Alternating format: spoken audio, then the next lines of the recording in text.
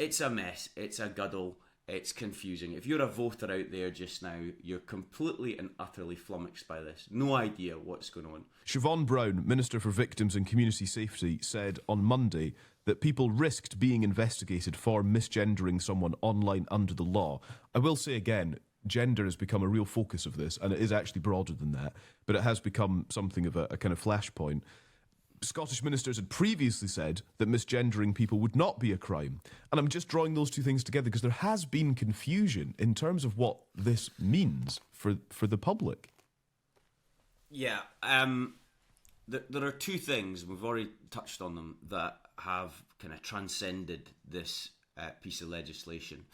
The first one is the revelation that Murdo Fraser had recorded against him in some file within Police Scotland, a non-hate crime, which he wasn't immediately made aware of. That has kind of set a very negative context for this legislation, and I think we all agree that that's worrying. And Andy's absolutely right. Let's find out what is the status of this procedure. I didn't know about it until we discussed it last week, and I think that's a completely legitimate concern.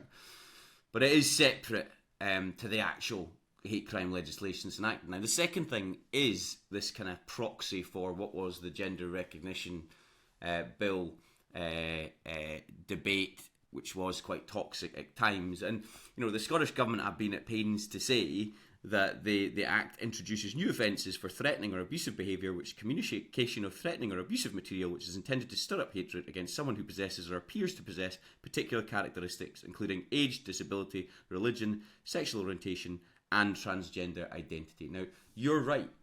This has all been focused on that last one just now, and it's reheated all of this to a level in which we've seen, Siobhan Brown, as you mentioned, perhaps not communicating as articulately as she should have. We've had misrepresentations from leading figures in society. We had Ali McCoist, who I love listening to at Talk Sport every morning, but talking about him and 48,000 other Rangers fans potentially getting or falling foul of the Act. Well, that wasn't particularly wise, because clearly he didn't understand the true legislation that was at stake there.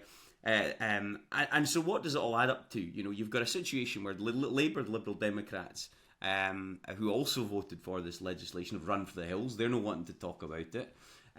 We have this ongoing issue around this non-recorded hate crime. We've got J.K. Rowling threatening Police Scotland to, not threatening, I shouldn't use that language here, but challenging Police Scotland to arrest her, and then them not doing so, which we all expected. It's a mess. It's a guddle. It's confusing. If you're a voter out there just now, you're completely and utterly flummoxed by this. No idea what's going on, I would have thought, because I'm finding it pretty hard to follow as well. It's not been one of our finest hours. I think a lot of people on all sides of this debate should take a long, hard look at themselves and go, are we really doing the body politic any favours here? And finally, Police Scotland must be exasperated. Only a few weeks ago they were saying that they might not be able to follow through on petty crime because they're so busy, and now they're dealing with 3,000 complaints in a day of this nature. It's a shocker.